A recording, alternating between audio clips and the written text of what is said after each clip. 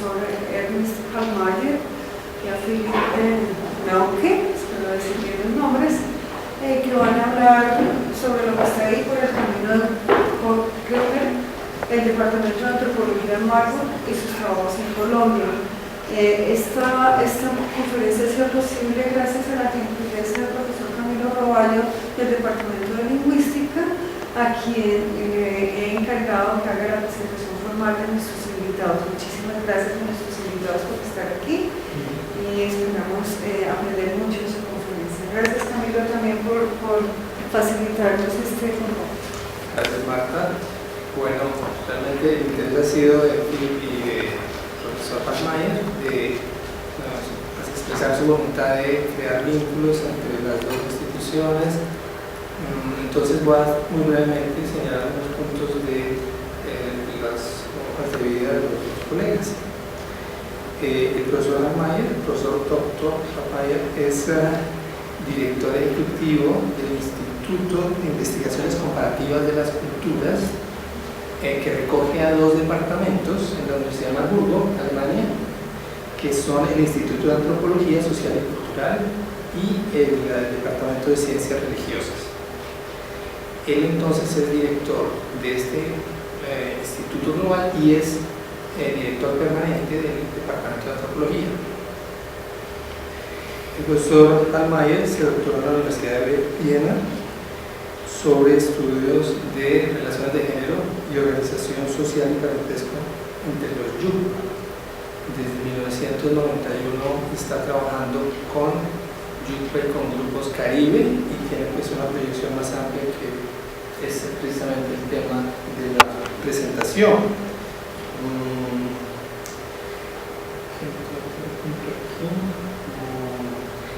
Sí. Su primera investigación por esa época, entonces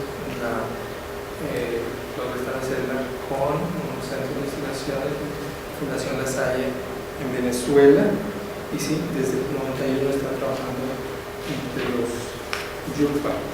El colega Philip es egresado del Departamento de Antropología de Marburgo, donde hizo su maestría y hoy está siendo doctorante con el profesor Hallmayer. Él hizo trabajo en campo gracias a un convenio de intercambio que hay entre las dos universidades, y estuvo aquí en el Departamento de Antropología un año, ¿sí? Y pues al final hizo trabajo de campo allá en Urabá, en Apartado, sobre la Comunidad Paz, sobre la que escribió su maestría y ya fue publicada. Después estuvo trabajando, asesorando al parlamentario del Parlamento Europeo en temas de política. Estuvo un año de bastante en la oficina de cooperación alemana aquí en Colombia, y está entonces ahora un profesor e investigador en el Departamento de Antropología de Marburgo. Pues les damos la bienvenida y esperamos que pues, conozcan todas las opciones que hay allá, y quiero decirles pues que yo hice mi doctorado allá y que es un ambiente sumamente agradable, productivo, amable para estudiar. Entonces, una invitación para que todos los que tengan interés en hacerse estudios pues se dediquen al alemán.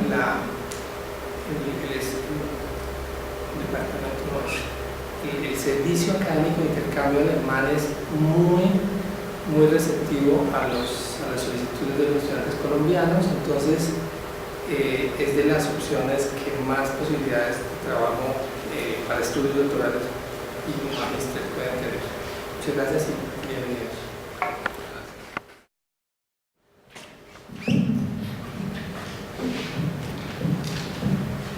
Bueno, pues primero de todo, muy buenas tardes a todos y muchas gracias a Camilo por esta introducción cariñosa. Muchas gracias a Marta y al Departamento de Antropología de ofrecernos y facilitarnos este espacio aquí para que podamos presentar pues un poco lo que estamos haciendo en Marburg, y no solo en Marburg, sino también aquí en Colombia. Y también muchas gracias pues a todos ustedes que participan en esta tarde aquí, pues en esta charla. ¿Qué estamos pretendiendo con esta charla? ¿Qué es el propósito con que venimos? Pues resulta que nosotros en STACME y yo ya desde varios años estamos trabajando en Colombia. Y creo que pues, los dos hemos logrado establecer unos vínculos con otros científicos aquí en Colombia, pero más bien a nivel personal. Y resulta que no somos ni los primeros y ojalá no los últimos de nuestro departamento que estamos trabajando aquí en Colombia. Y además de eso, pues nos parece importante entrar en una comunicación con académicos aquí. Está muy bonito que venimos de vez en cuando, que vamos a campo aquí, que tomamos datos, que lo analizamos, que lo publicamos en Alemania y hablamos allá con personas sobre los que hemos visto aquí, pero nos parece mucho mejor entrar en un intercambio académico, un intercambio de conocimiento con estudiantes, con profesores, con científicos aquí mismo en Colombia. Entonces, de verdad, eso es la otra cosa, no sabemos muy bien qué forma puede tener este intercambio. Tenemos ideas, de pronto en el futuro nos gustaría hacer como una conferencia, de pronto se puede organizar eso en conjunto con el departamento aquí. También estamos pensando como Camilo ya lo ha mencionado, en fortalecer un poco el intercambio tanto de estudiantes, de doctorantes, de profesores, docentes. Pero de verdad no es nada, digamos, que tenemos ya muy claro. Pero lo que pensamos, pues el primer paso será conocerse. Y de hecho eso es más bien el propósito con el que venimos aquí. Aprovechar este espacio para hacernos conocer, pero no es solo eso, sino también conocer a ustedes. Y abrir a través de eso, pues como un espacio, ¿no? Un primer espacio de intercambio. Por tal propósito, pues lo que vamos a hacer los próximos 2 horas, y ojalá no sea más, es como revisar un poco, pues, de hecho, la historia de las relaciones que de hecho tiene Marburg con América Latina y con Colombia en especial. Después, presentar el perfil actual del departamento en que estamos trabajando y después hablar un poco sobre los proyectos de investigación que estamos llevando a cabo allá y pues muy específicamente sobre los proyectos que estamos trabajando aquí en Colombia. Y nos gustaría después, de hecho, entrar ya más bien en una etapa de conversación, ¿no? Que no solo pues, que pueden hacer preguntas, comentarios, lo que sea, pero que de pronto cuando hay coincidencias temáticas, intereses, que nos cuentan un poco qué hacen ustedes y en qué tal vez se puede colaborar en un futuro, ¿no? Bueno, muy breve, si hablamos sobre la historia de las relaciones que existen entre Marburg y América Latina, de hecho tenemos que empezar casi con la conquista. Es como había un señor, Hans Staden se llama, que nació muy cerca de Marburg y que con los portugueses fue a explorar a la tierra que hoy en día se llama Brasil. Y sí, dentro de esta exploración parece que lo han detenido un grupo de Tupinambá y lo tenían como prisionero para más de 9 meses, creo que. Iban a matarlo, pero gracias a unos tropas franceses que estaban aliados con los Tupinambá, pues lo rescataron y después de 9 meses se volvió para Alemania. Y bueno, a raíz de esta experiencia, él escribió un libro con el título pues, llamativo Verdadera historia y destrucción de un país de salvajes desnudos, que fue publicado por primera vez en el año pues, 1557 en Marburg. Y ese trabajo fue como uno de los primeros reportajes que existían, pues tanto en Alemania como casi en Europa, sobre esta parte de la tierra.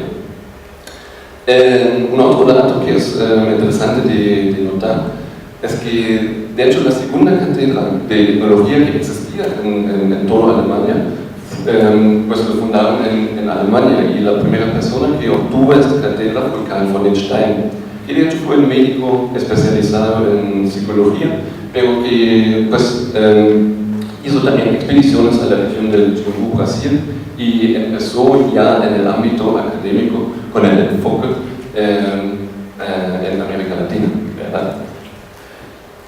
Ya el próximo dato creo que está más conocido y es pues, Theodor Koch Grünberg, que nació también cerca de Marburg, en el lugar que se llama Grünberg, y de hecho él nunca trabajó en la Universidad de Marburg, porque en esta época no existía una colección y él quería trabajar en un lugar donde hay una colección etnográfica, pero lo que pasó que su familia, sus hijos decidieron después de su muerte de entregar pues, su legado, ¿no? Sus diarios, sus comunicaciones, correos, al Departamento de Antropología de Marburg. Entonces, hasta entonces, pues, el Departamento de Marburg es como una fuente muy importante para, digamos, los estudios etnohistóricos de la Amazonia, ¿no?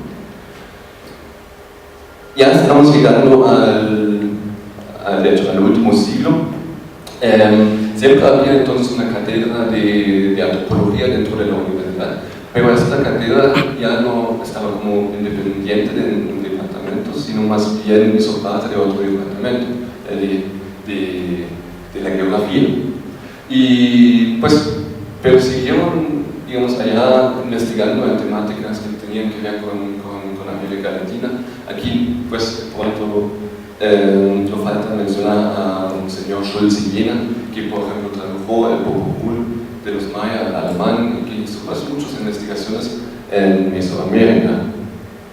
Ya en los años 70, con el profesor Ostrachtiger, se fundó el Departamento de Antropología como hoy en día existe. Y pues él también tenía un enfoque en América Latina, pues trabajaba de hecho desde México hasta Chile en casi todos los países. A partir del año 1989 el director del departamento fue Mark Münzel, que también pues, consolidó tanto el enfoque regional como la reputación del departamento dentro de Alemania. Creo que cabe mencionar que Mark Münzel fue internacionalmente muy conocido por el hecho que él fue el primer antropólogo que anunció el etnocidio de los Aché en Paraguay en los años 60. Bueno, y con eso ya llegamos al presente, y para mostrar que no, este departamento no solo tiene un enfoque en América Latina, aquí mencionamos unos nombres que en los últimos 15 años han trabajado sobre temáticas que de hecho pues, estaban investigando aquí en Colombia. Entre ellos es Diego Parteolmos, que todavía trabaja en nuestro departamento y pues, trabajó sobre afrodescendientes en el Chocó, la organización social y temáticas así.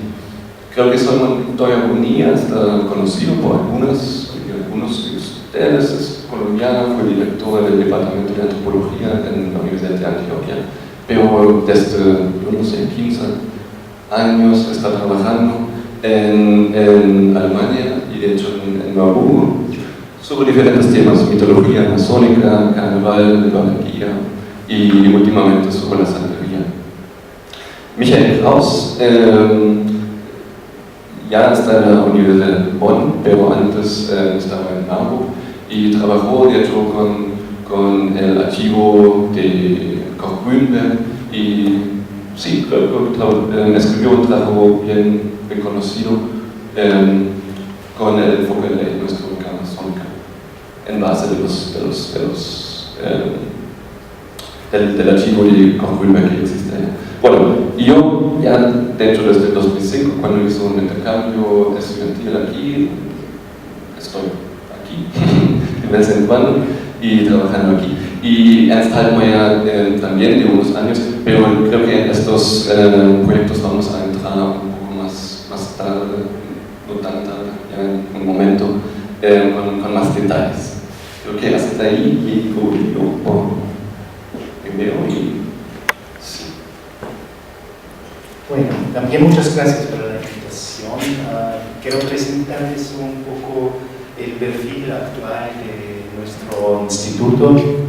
Hoy en día contamos con, depende de los proyectos que tenemos, entre 12 a 15 colaboradores científicos que trabajan no solamente en Colombia, sino en Brasil, Chile, en Cuba, Ecuador, Guatemala, México, Perú y Venezuela. Ofrecemos un programa de pregrado donde están inscritos, bueno, al mínimo 200 estudiantes. Por cada año entran como entre 70 a 80 estudiantes, pero ese programa dura 3 años, ya son 240 más o menos, y unos se quedan un poco más tiempo dentro de ese programa. Entonces hay una cantidad de estudiantes que tenemos a nivel pregrado. Tenemos también un programa de posgrado, una maestría específicamente para la antropología. Actualmente son casi 38 estudiantes que están estudiando allá en este programa de maestría. Y también tenemos la oportunidad existe la oportunidad de hacer el doctorado en Marburgo, y tenemos como quizás más o menos como 12 estudiantes que están haciendo su doctorado al momento. Además tenemos una colección etnográfica que es algo más, no muy común hoy en día en Alemania. Existen solo 4 universidades donde hay todavía un departamento de antropología y una colección o un museo etnográfico. La separación entre los museos de antropología y la academia, las universidades, ha sido muy estricto, y solamente en unos pocos casos esa conexión entre las colecciones etnográficas y las universidades todavía existe, y Marburg es uno de los casos. Nosotros tenemos una conexión más o menos nuestra, extremadamente grande, pero con más o menos 5.000 objetos que no son solamente de América del Sur, de América Latina, sino también de África y Asia. Y tenemos ya mencionado legado de Koch, que eso más o menos en unas pocas palabras es la estructura de nuestro departamento y los recursos que tenemos a partir de la biblioteca que tenemos. Hay el perfil actual de la maestría, pero también de las investigaciones. Ese perfil se orienta más o menos en 4 áreas. Uno, y lo más tradicional, es la antropología de las culturas ameríndios y afroamericanos, los proyectos sobre Santería, Sol Montoya, Diego Espojero, como ya han sido mencionados. La antropología de los conflictos, donde Philippe va a dar un ejemplo en pocos minutos. La antropología del medio ambiente, que estamos más o menos estableciendo. Eso es algo nuevo, no ha existido, no existe por mucho tiempo, pero estamos creándolo. Y con el museo, con la colección, la antropología, no solamente museal, pero una antropología de la cultura material que estamos haciendo, y también todo eso son posibilidades para especializaciones dentro de la maestría que estamos ofreciendo. Bueno, solamente para mencionarlo brevemente, esos no son todos los proyectos que estamos haciendo, es más bien son los proyectos por los cuales hemos conseguido financiamiento de partes externas. Por ejemplo, hay un fondo nacional para la ciencia, y los proyectos a partir del último proyecto que está mencionando, los otros todos están financiados por ese fondo Deutsche Forschungsgemeinschaft. Uno se llama la destrucción de la selva tropical en regiones de la periferia estatal, relaciones ambientales, configuraciones del poder y estrategias de actores locales en el Amazonas brasileña. Eso es un proyecto que estamos realizando en Brasil, en una área sur de Santarém. Ahí nos interesan la situación brasileña es en un sentido ambiguo, ¿no? Entonces, toda la producción de soya, toda la economización de la área, lleva a cabo que la destrucción de la selva está creciendo. Al otro lado hay programas del Estado que quieren proteger unas áreas. Entonces, en unas microáreas uno tiene así diferentes ramas y situaciones legales, y hay bastante conflictos que surgen de esas diferencias, y eso más o menos es el enfoque de ese proyecto, y lo que queremos entender cómo unos actores locales hacen uso también del Estado para sus propios intereses, y al final ese programa de producción resultan en otros resultados que el Estado está imaginando. Hay otro proyecto de interpretación de la globalización en rituales caóticas entre los canelas. Los canelas son grupo Che, ellos tienen grupos ritualistas, y uno de estos grupos ritualistas son como unos payasos, son caotas, pero por esos procesos también hacen una interpretación de las influencias externas, y hacen una traducción de esas influencias internas entre la misma lógica de los canelas y en el sistema sociocultural de los canelas. Eso era el enfoque del proceso, de entender cómo ese proceso está funcionando. La santería ya hemos mencionado. Eso era un proyecto que se empezó con Mark Münzel y empezó en Alemania. El primer intento de ese proyecto era entender cómo llegó la santería a Alemania. Sobre los primeros 2 o 3 años fuimos trabajando para entender cómo se realiza una religión como la santería en Alemania, cuáles son las prácticas, quiénes son los actores. Y venía, por ejemplo, a Alemania en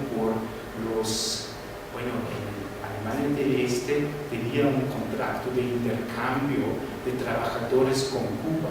2 estados socialistas estaban cooperando en ese sentido, entonces llegaron bastante cubanos a Alemania del Este en ese tiempo, y así eso era la primera entrada de la santería y de esa religión cubana, que también en unas partes más tardes en ese proyecto fuimos investigando no solamente en Alemania, pero sino también los procesos transculturales con Cuba, con Venezuela, con Colombia, pero también la reafricanización que está tomando plazo en este proceso. Sonontera, por ejemplo, también estaba en África, invitado Cuba Babalaos, que la conocía aquí en Colombia. Entonces, eso era un proyecto para ver cuáles son esos procesos transnacionales en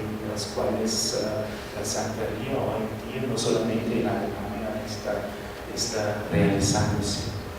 Y si vamos a decir que también tenemos un pequeño enfoque a una región que no se encuentra en América Latina, sino en el Cáucaso, y aquí Stefan Völl, un colega, ha realizado un proyecto de la revitalización de la ley tradicional en la República de Georgia. Estos más o menos son los proyectos muy brevemente mencionados, pero ahora queremos entrar en los proyectos que nosotros estamos realizando aquí en Colombia. Primero es, bueno, yo voy a hablar de sociocosmología yupa, la segunda, de cual Filipe va a hablar después, es la resistencia civil entre los grupos o las comunidades de paz. Y tenemos un tercer proyecto que está empezando al momento, es un proyecto de cooperación con la Universidad de Berlín, la Freie Universität de Berlín y la Universidad de Bonn, y trata de cultura material de la población del Río Negro. El investigador central en ese proyecto es ya mencionado Michael Kraus, que es en el momento en Bonn, y él hace pocas semanas que estaba aquí en Colombia y estaba en YouTube para preparar la primera fase de ese proyecto. Hoy vamos a hablar solamente de los primeros dos de los tres mencionados proyectos aquí. Yo voy a empezar para darles una pequeña impresión de los yupa y de mis trabajos entre los yupa.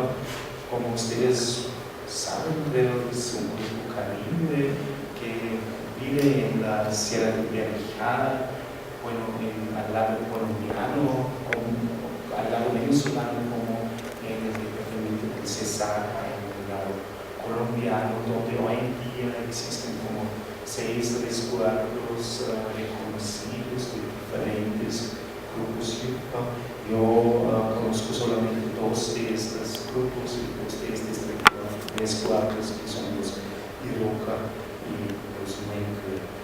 Aquí, bueno, tienen aquí tienen una carta, disculpe, aquí tienen una carta de esta región y se ve los diferentes grupos que existen. Yo empecé a trabajar entre los Irapa al lado venezolano, y aquí se ve también Iroka y Menkle que he mencionado.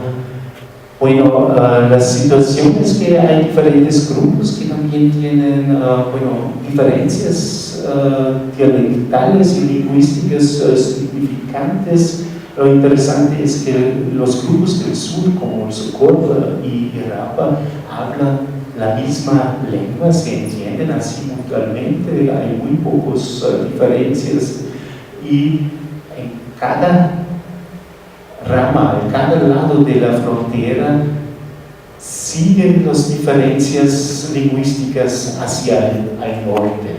Por ejemplo, hay un grupo que no está mencionado aquí, que vive más al norte, al lado venezolano, que se llama Yapreria, que, bueno, hay una discusión, ¿es un grupo yupo, es un idioma yupa, o es como Luis Oquendo de la Universidad de Maracaibo está diciendo que es un idioma carib, un propio idioma carib, que no es un dialecto de los yupa.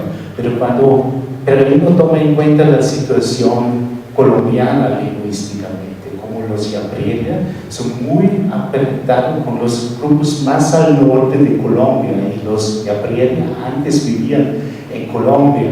Entonces, si uno lo ve en el panorama total, es muy claro que los Yapreria más bien mutaron desde Colombia al lado venezolano, y ahora desde la perspectiva venezolana aparecen como algo propio, pero no son, creo que no son.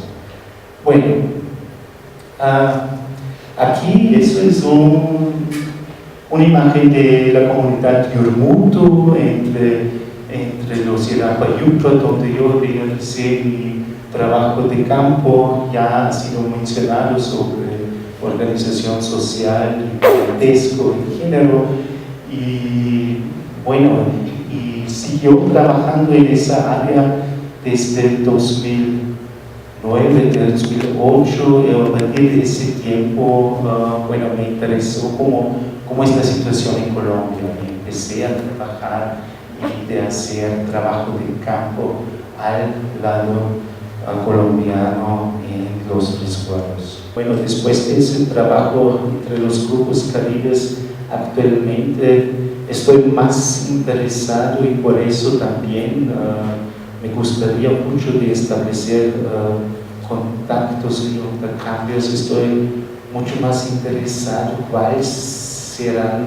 las relaciones de los Yucba en la dirección de los grupos Chibcha o lo que ha sido llamado la área cultural intermedia. Eso es más bien mi nuevo enfoque comparativo que, bueno, estoy empezando con esta cuestión. Bueno, eso fue de mi parte y ahora vamos a entrar en una temática muy diferente. Felipe. Pero pues pasamos las cosas ahorita para las personas que se van a mudar, que pueden al menos leer cuando se están oyendo. Pero van a quedar copias acá. Pues Le puedo mandar también si quiere. Muy amable. Sí. bueno, de hecho sobre el proyecto sobre el que voy a hablar ahorita, cada uno de los proyectos que anteriormente estaban mencionados es un proyecto que está financiado por terceros, por la Asociación Alemana de Investigaciones, y estamos 3 personas trabajando en eso. Ernst Altmaier está dirigiendo el proyecto, Silvia Kahn hace parte del equipo, digamos, analítico, y yo estoy más bien trabajando, bueno, tanto en lo analítico, pero sobre todo en la parte empírica. La pregunta básica o fundamental de este proyecto es la que puede leer ahí arriba: ¿qué opciones de actuar, de comportamiento tiene la población civil en medio de conflictos armados? Cuando uno empieza a buscar una respuesta para eso y, por ejemplo, mira la prensa, usted en este momento puede, digamos, ver cualquier artículo sobre un conflicto internacional y los civiles allá van a ocurrir, cuando ocurren, como inocentes. No tienen nada que ver con las causas de conflicto. Cuando participan, solo participan forzadamente. Y sobre todo tienen que sufrir de los afectos, de las violaciones del mismo conflicto. Si usted mira en publicaciones de ONGs, aún es peor. Allá están los civiles solo pintados como meras víctimas, ¿no? Porque en eso se basa más bien la economía de las ONGs, ¿no? Su existencia económica. Porque pues en ese sentido las víctimas son allá pasivos, esperando ayuda, son los que hay que luchar para ellos. Y en esta descripción solo se adscriben a las víctimas esta parte pasivo. Bueno, para evitar como malentendimientos, pues claro que sí, que la población civil en muchos casos son víctimas muy concretos de violaciones de derechos humanos y del derecho internacional humanitario. Pero creo que en esta victimización discursiva que existe en el discurso sobre las víctimas, estamos negando su parte activo, ¿no? Las ideas, no estamos mirando las ideas y fantasías que están desarrollando, viviendo en un contexto bien difícil por el mismo conflicto en que están viviendo. Entonces, pues eso es más o menos el punto de partida de nosotros, ¿no? Mirando a la población civil como un actor muy activo en un contexto pues muy difícil. Y partimos pues de la idea que tampoco mirando a los civiles no es una cosa de blanco y negro, no es solo pues colaborar con un actor armado o hacer como una resistencia abierta, sino entre la colaboración y la resistencia. De hecho, hay 1000 formas de comportarse. Puse 2 ejemplos aquí que están en la literatura. Uno es de Mats Utas, que lo ha describido por el caso de Sierra Leone, en que está proponiendo un concepto de la navegación social, que quiere pues, describir una estrategia individual de personas, de adaptarse a un conflicto local. Eso pasa a través de, por ejemplo, hacerse amigo de un, no sé, de un jefe de un grupo armado y intentar a través de hacerse amigo lograr algunas ventajas pues muy inmediatos, ¿no? Otro concepto que ha presentado Ilona Mašek para el caso de Sarajevo es la imitación de la vida cotidiana. En los tiempos, digamos, más difíciles de la ocupación de Sarajevo, a ella le llamó mucha atención que la población civil sigue viviendo como si no había conflicto, que no había opresión, que no había violencia, sino estaban casi como imitando si están viviendo en una época pues normal. Se estaban poniendo la ropa bonita, salieron a los cafés, se encontraban con los amigos, pero de hecho no fue posible, ni siquiera había pues agua potable o algo así, pero sin embargo continuaron con sus prácticas cotidianas.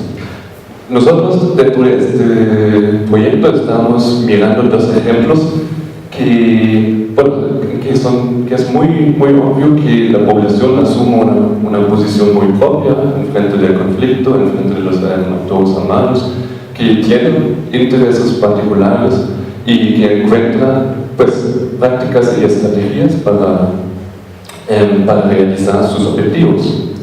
Estamos hablando sobre la comunidad de paz de San José de Apartador en el Urabá colombiano y sobre las denominadas comunidades de población en resistencia del Ixcán en Guatemala. Pues lamentablemente no tengo algo para preguntar y no quiero usar esta bandera aquí para esto, solo para ubicarnos un poco.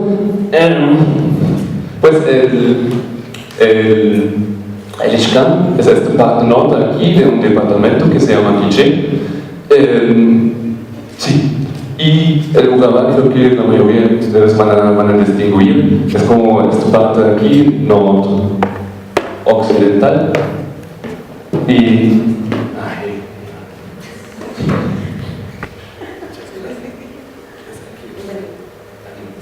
muy bien, entonces aquí es el Urabá. La comunidad de paz se ubica exactamente en la frontera con Córdoba, en el municipio de Apartador.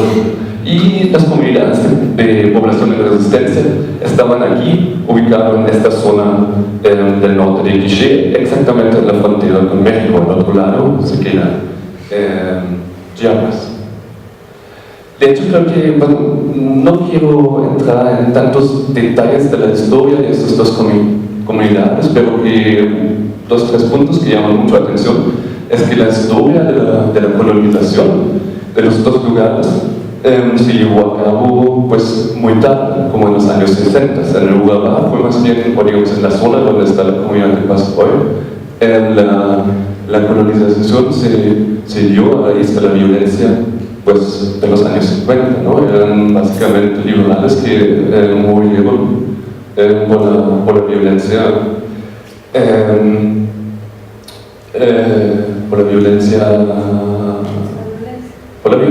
sí, por la violencia. Bueno, y aquí fue más bien, eran tierras baldíos y había a través de una congregación norteamericana que compró la tierra y que invitó a campesinos de asentarse aquí. Las dos regiones son, digamos, climáticamente de hecho muy hostiles para el ser humano, ¿no? Al menos cuando llegaron era mega selva, son regiones donde llueve mucho, entre 8 y 10 meses al año, y para, digamos, abrir este espacio, para poder cultivar la tierra, para establecer una vida, pues les tocó a los colonos solos, ¿no? Sin ninguna ayuda estatal o de otras entidades. Entonces, por la misma ausencia de instituciones estatales, las dos regiones eran base de la, o todavía son en parte, de la base de diferentes guerrillas, ¿no? En Europa estamos hablando sobre el Frente Quinto de las FARC, que está allá desde los años 60, y aquí en esta parte estamos hablando sobre el ejército guerrillero de los pobres, el EGP. Bueno, que también tienen las dos regiones en común, es que a partir de un cierto momento, pues les llegó una violencia estatal, paraestatal, tenaz. Es como aquí con el gobierno del dictador Efraín Ríos Montt, había como unos masacres en que, por ejemplo, en un día, domingo, mataron a más de 350 personas. Bueno, aquí creo que está más conocido la violencia de los años 90, cuando los paramilitares decidieron tomar la zona a sangre y fuego. ¿Qué hicieron los dos? Pues aquí, a raíz de los masacres y de la incursión militar, pues muchas personas, más de 10.000, se fueron para México. Pero había algunas que no querían salir de su tierra.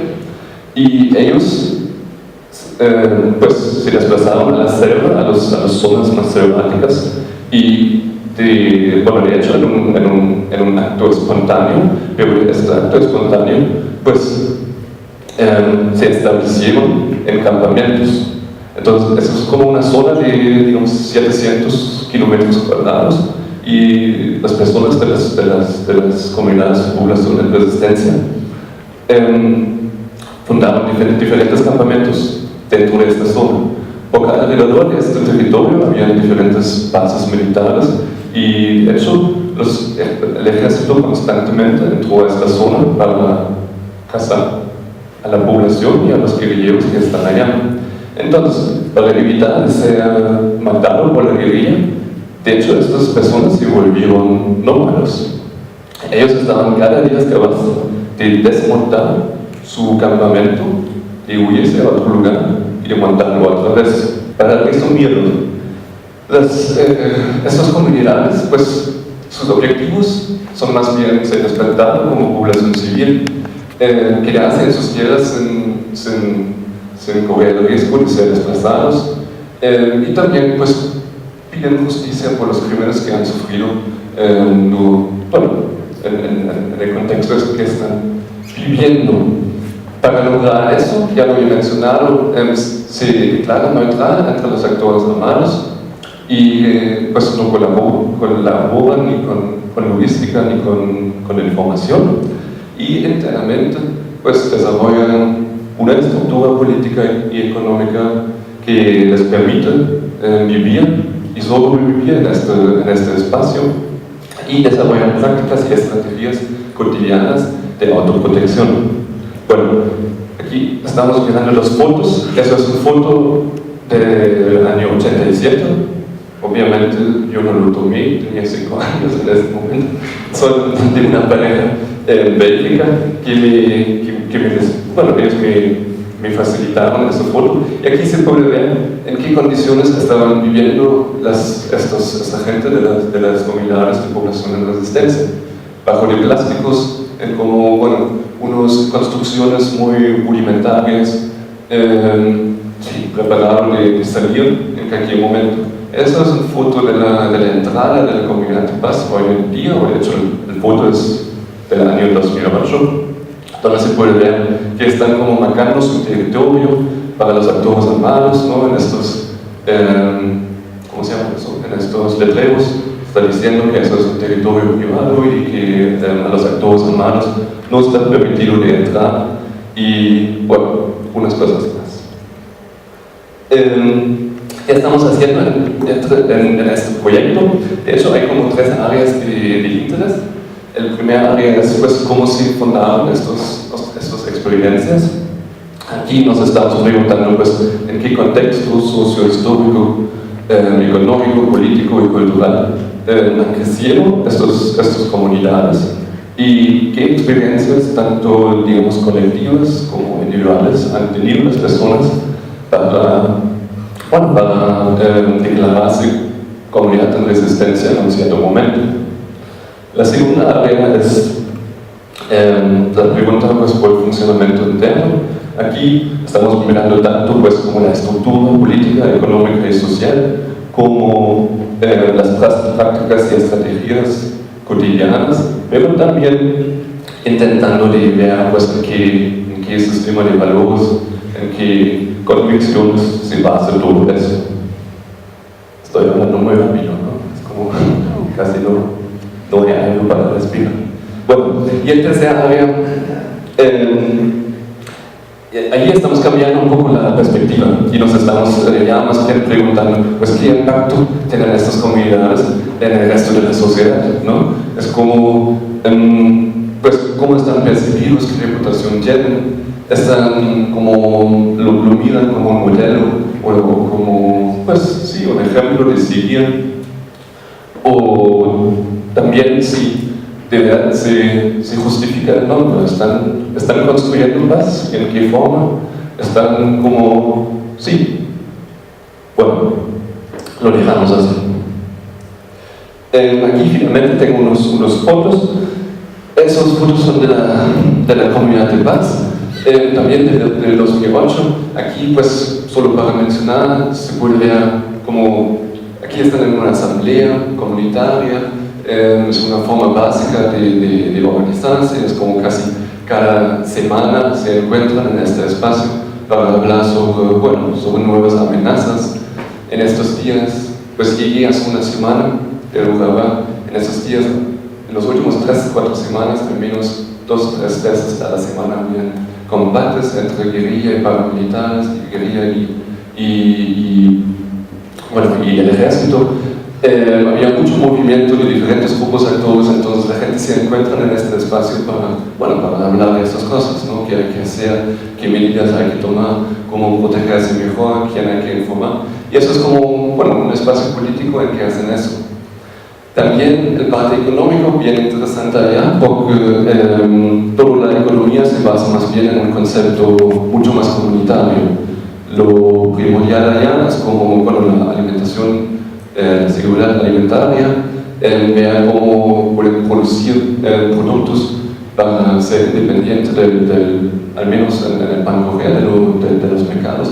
Pero en segundo lugar están buscando formas de obtener ingresos, ¿no? Y mucho tiempo lo hicieron a través de la explotación de banano, que lamentablemente se cayó en el 2009, y parece que fue la exportadora Uniban, ya no quería exportar más bananos de esta zona de la comunidad de Paz, y incluso que el puerto de Turbo no dejaban pasar las cajas que venían de la comunidad de Paz. Entonces, básicamente esta exportación se cayó con un bloqueo, y se dice que la gente atrás son paramilitares que están controlando tanto las empresas exportadoras como el puerto de Turbo. Aquí en el campo, pues la comunidad vive en una zona que tiene una extensión de como 400 kilómetros cuadrados, son como 32 veredas. Entonces, en las veredas más lejanas es muy común encontrar cosas así en los papeles de los civiles, ¿no? Aquí dice, creo que FARC, recuerden que hay un plan de reinserción, por favor, entréguense. Eso aquí es, por ejemplo, una vereda que en el 2008 estaba poblado con, creo que 7 o 10 familias. Ya cuando estuve allá, estaba sola. Aquí a 30 minutos hay una base paramilitar y por tal razón las familias se fueron a vivir en otro parte. Aquí es como esa parte que hay mencionado, que la gente sí estaba bastante móvil. Eso se sabe, pues uno de los responsables de un campamento me dio su diario de la época, y ahí se podía ver muy bien con qué frecuencia estaban cambiando los campamentos. Y había momentos en que pues cada mes les tocaba a salir de su lugar y buscar un nuevo. Aquí también, digamos, una foto que muestra un poco el parte económico. Obviamente ellos no tenían cultivos grandes en la zona, porque en el caso de una incursión militar, si los soldados se topaban con este cultivo, lo quemaban. Entonces, ¿qué hicieron? Que en todo este terreno pusieron cultivos muy chiquitos, para que pues, se encuentran con un cultivo, allí no se acaba la alimentación. Entonces, pues eso obviamente necesitaban de repartir siempre la cosecha, y eso se ve aquí. También, bueno, tenían, ¿cómo se llama eso? Huertas, sí. Y aquí abajo hay una foto, pues han logrado instalar un cierto sistema de educación. Obviamente no tenían escuelas en cada campamento, pero había unos campamentos claves en que pusieron escuelas. Entonces, a algunos niños tocó de ir de un campamento cada día a otro campamento para ir a la escuela. Pero pues, porque nunca se sabía si en el momento que una persona salió del campamento, que cuando estaba afuera, bueno, en cualquier momento podía haber un ataque del ejército. Entonces a los niños llevan como estos bolsitas, y en esos bolsitas siempre llevaban dos o tres cosas. Uno era una masa de maíz, el otro era un plástico, y que dicen algunos que siempre tenían un palo adentro. Bueno, y eso fue obviamente por el caso en que su campamento, donde estaban sus mamás, estaban, eso es mal español, pero estaban atacando, ¿no? En el caso de un ataque a un campamento, cuando los niños se tiraban afuera, al menos tenían algo de comer y un plástico para cubrirse, para poder estar otras noches en la selva hasta que las familias lo reencontraban. Eso como unos, digamos, de estas prácticas cotidianas, chiquitas, de autoprotección, ¿no? Y creo que en este caso eso es casi lo más impresionante. Mirar lo que se han inventado para poder sobrevivir en un espacio tan hostil. Creo que con eso ya finalmente llegamos al fin. Sí, muchas gracias por su paciencia. Creo que para nosotros sea muy chévere, bueno, escuchar preguntas o comentarios, y incluso si ustedes ven, no sé, puntos de coincidencias temáticas, bueno, que nos mencionan, que están haciendo ustedes, y sí, muchas gracias. Nos interesa mucho una antropología desde para Colombia y el diálogo con otros centros de conocimiento, y pienso que si Marta coordina, ¿no? Los esfuerzos con los diferentes profesores y los grupos de investigación, hay temáticas en común en el departamento. Hay un grupo grande que trabaja conflicto y violencia, Miriam Jimeno y Andrés Salcedo. Tanto François como Roberto lideran grupos de investigación sobre grupos indígenas y la historia de la antropología, ¿no? Y estamos interesados en desarrollar intercambios de estudiantes y profesores que dicten en el pre y posgrado, ¿no? Alrededor de sus investigaciones. Entonces, quería resaltar que sí hay coincidencias, y este es un departamento muy comprometido con la investigación y la docencia, casi como la misma actividad desde pregrado y posgrado. Y acabamos de terminar un proceso de autoevaluación y acreditación de la maestría en que nos señalaron la importancia de experiencias más sistemáticas de intercambio internacional. Es decir, no podemos simplemente hablar con nosotros mismos, realmente necesitamos esa colaboración internacional. Entonces, no es más para dar la bienvenida y que por medio de Marta seguimos buscando esas colaboraciones, ¿no? Simplemente una anotación que me parece muy pertinente, esta aproximación y convergencia, pues dada que como saben ustedes, en gran parte la historia de la antropología colombiana está fuertemente influida también por antropólogos alemanes. Quizá alguien que habría que recordar, claro, tú no podías mencionar a todos, pero es Adolf Pastel, ¿no? Que viene también a Colombia hacia 1870 y dicta aquí en Bogotá la primera conferencia, la primera conferencia de arqueología, y que va a tener una repercusión muy importante en el campo de la publicación de Liborio Cerda y de El Dorado.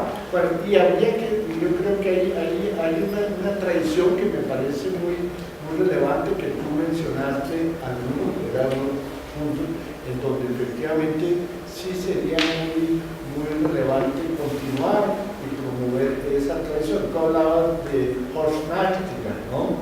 Que creo que también fue una persona que tuvo un papel relevante y, como decía, es poco conocido en parte porque muchos de sus textos están en alemán y la lectura en alemán es bastante inaccesible para un público. Podría haber un proceso de cooperación en donde las instituciones se comprometan, también la Universidad Nacional. Sería eventualmente hacer una especie de programa como lo empezó un poquito Sol Montoya con su revista en la Universidad de Antioquia, de traducción de algunos textos muy relevantes de antropólogos alemanes en diferentes fases, incluyendo, por ejemplo, también algunas cosas de Helmut Schindler, que creo que son bastante interesantes, pero que su producción, por varias razones, no es simplemente la situación de los alemanes. El caso, ya para terminar, de Stevie Hugh Jones, apenas 30 años después tradujimos, y también la responsabilidad nuestra, es decir, también la responsabilidad nuestra de traducir las cosas que nos interesan, pero probablemente se podría realizar algo similar de artículos para cooperar en ese sentido de interinstitucional. Nosotros estamos muy interesados en eso. Por ejemplo, tenemos un proyecto que no he mencionado. Ahora estamos cooperando con el Museo Köln de Belém para traducir y editar la correspondencia entre Koch-Grünberg y Kurt de Mandachou. Eso se va a publicar en una edición bilingüe, alemán y portugués. Eso es algo que tenemos en nuestro legado y bueno, tiene muchas informaciones y muchos detalles muy interesantes de esta correspondencia que tuvo a partir de 1916 con una pausa entre la Primera Guerra Mundial hasta 1924, cuando se murió Koch-Grünberg lastimamente por malaria en su última expedición.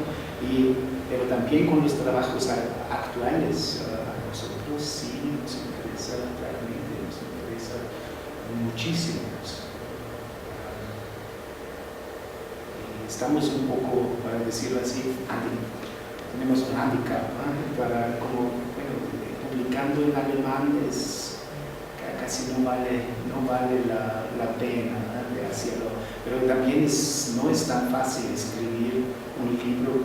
Un artículo sí se puede, pero un libro de varios cientos de páginas es un esfuerzo, o una tesis de escribirlo en castellano o en inglés, y eso no es su lengua materna. Eso, algunos sí lo pueden, otros, es difícil.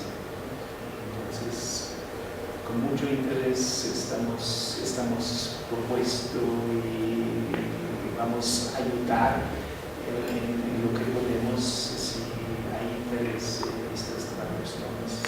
Eso sería un proyecto que me parece sumamente interesante. Yo quería hacer un comentario respecto a la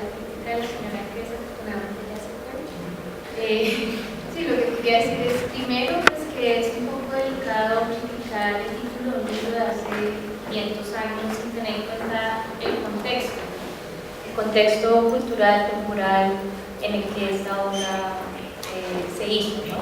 Inicialmente eso, o sea que es importante igual para nosotros cuando vengan otras personas de Europa a hacer una conferencia que las críticas sean sustentadas dentro, o sea que se tenga en cuenta el contexto dentro del que estas obras se hicieron. Y el segundo punto es que sí me parece legítimo hacer una crítica desde nuestra perspectiva a la cantidad de investigación europea que se hace sobre Colombia, ¿no? Sobre nosotros mismos, sobre los indígenas, sobre los conflictos de violencia. O sea, sí que hay una buena parte de la antropología colombiana que se encarga de su país, pero sigue habiendo también un buen porcentaje de investigadores de otros países. Y creo que es bastante legítimo que nosotros mismos también critiquemos eso. Para eso, en el caso del alemán, tenemos la barrera del idioma, ¿sí? No tenemos el acceso a todos los libros, a todos los materiales, pero si las personas tienen el acceso, llegan a tener el acceso a estos materiales por medio de traducciones o por medio del alemán, sí sería bueno que se hiciera una especie de crítica de cómo estamos representados afuera por medio de los investigadores europeos, una crítica constructiva, ¿no? Bueno, sí, un poco distanciándome de la compañera que acaba de hablar, pues considero que más allá de haber una diferencia tajante o que esto haga la diferencia, es decir, una epistemología europea, digámoslo así, y una construida desde la base, pues me parece que no, pues en este momento ya de globalización, pues lo importante es, digamos así, desarrollar investigaciones de tipo interdisciplinar más que ver la localización geográfica, porque conceptos como ontología o, digamos, cómo se constituyen las entidades de la realidad, hablo de este tema porque está relacionado con mi tema de investigación, en este caso son las ontologías del paisaje y cómo se constituyen lingüísticamente, es decir, léxicamente, si hay meronimia, si hay patronimia. Me parece que ese tipo de investigaciones terminan aportando a las perspectivas científicas locales, que en este momento siguen hablando de territorio, por ejemplo, sin hablar de cómo se constituye gramaticalmente o lingüísticamente el espacio. Entonces me parece un buen ataque aquí por encima, a pesar de que llegué tarde a la conferencia, pues alcancé a ver que esta revista trae, digamos, en este sentido, entre comillas, esa innovación de cómo abordar esos temas que bajo otras perspectivas pues se vuelven un poco cansones, obsoletos. Entonces, pues eso pienso. Perdón, ¿dónde están los libros que circularon?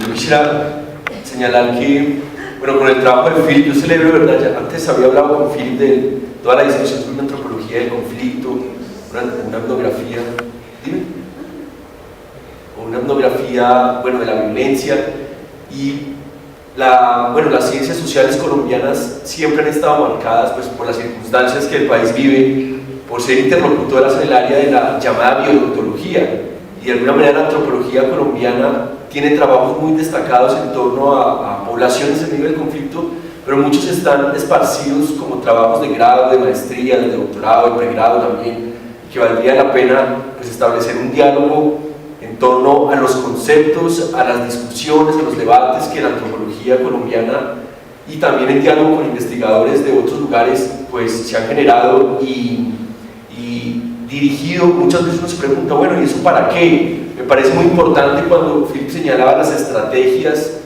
o las prácticas de las personas en su aporte a la región o al país, y algo fundamental de las poblaciones en medio del conflicto es que ellos disputan el relato histórico de quién va a contar la historia y qué historia se va a contar, y ese es un humilde aporte también de la antropología para la historia del país, de las regiones. Lo otro es pues muy importante la presencia de investigadores extranjeros, especialmente en el área de poblaciones en medio del conflicto, y muchas de las personas que vienen con esa sensibilidad y ese respeto, pocas veces he encontrado muchos de los colombianos también que se acercan a las poblaciones que sufren la guerra, que se acercan a escuchar los dramas que viven estas personas, pues me parece también un acto de generosidad y respeto muy importante. Incluso los trabajos de muchos brigadistas de las Brigadas Internacionales de Paz que están vinculados a procesos de defensa de derechos humanos en muchas regiones del país, gente de Suiza, de Cataluña, de Estados Unidos, de Inglaterra, también colombianos que se han vinculado a las Brigadas Internacionales de Paz en Centroamérica, bueno, en Oriente Medio, y me parece entonces importante ese diálogo solidario y sensible por las personas que viven en situaciones de conflicto armado. Entonces, en esa perspectiva, pues ojalá que podamos continuar intercambiando ideas y ampliando los debates en torno a esta situación, que es también el aporte entonces de la antropología, que bueno, el profe François Correa se fue, recuerdo que él insistía mucho que la antropología ha desbordado sus fronteras disciplinares para adquirir expresiones políticas, y eso me parece fundamental también en los trabajos dirigidos a acompañar y a discutir junto a estas poblaciones.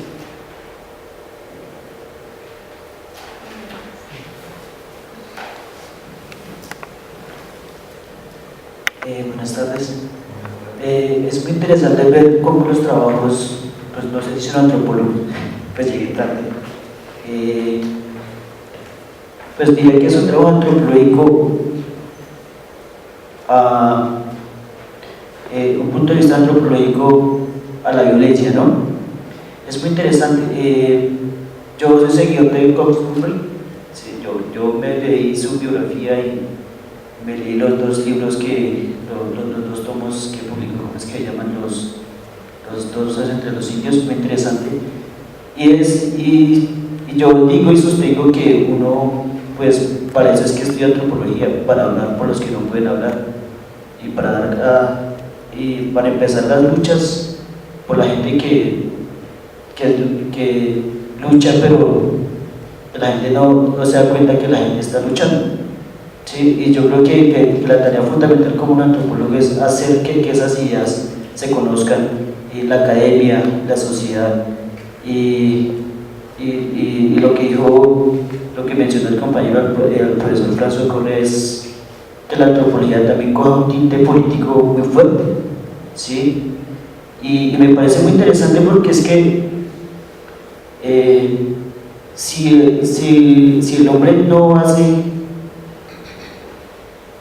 que las demás sociedades sean conocidas por las demás, por ejemplo en el caso de los indígenas, y no solo los indígenas, sino los campesinos, ¿sí? Hay mucha gente que con sus muchos problemas que mucha gente no se da cuenta que también son personas y que esas cosas existen, ¿sí? Y yo creo que la antropología, más que hacer una antropología etnográfica o cosas así por el estilo, pues debería ser un puente para que las luchas y las problemáticas sean conocidas por el resto de la sociedad, y pues digo que sería interesante, y creo que más esta universidad, esta academia como una universidad pública debería tomarse, y como lo ha venido siendo siempre,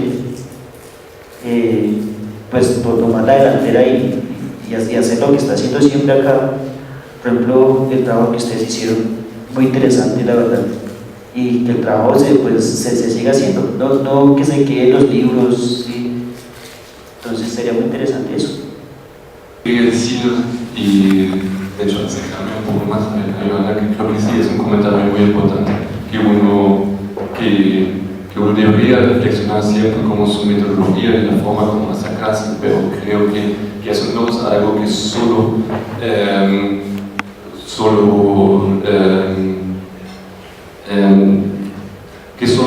para los extranjeros, ¿no? Creo que cada situación de investigación es una situación asimétrica, y porque con los investigadores que van allá, que quieren saber algo, que hacen preguntas y vamos al revés. Puede ser que la asimetría es un poco más grande cuando es un extranjero. Yo no sé, tal vez no. Pero creo que es muy importante siempre reflexionar cómo trabajar con las personas que nos interesan, ¿no? Y de qué forma relacionarse con ellos y no trabajar sobre ellos, sino con ellos, ¿no? Y eso, digamos, en el caso específico de este proyecto, pues creo que para mí personalmente es fundamental no simplemente escribir libros sobre eso, que es lo que está pasando, sino también inventarse una metodología que se pueda implementar en el campo para que estos experiencias se conocen, ¿no? Pero eso obviamente no puede ser a través de textos o de cosas escritas, sino más bien inventarse una otra metodología mucho más práctica y sí, a ver cómo estas personas pueden aprender de los otros experiencias. Pues eso todo.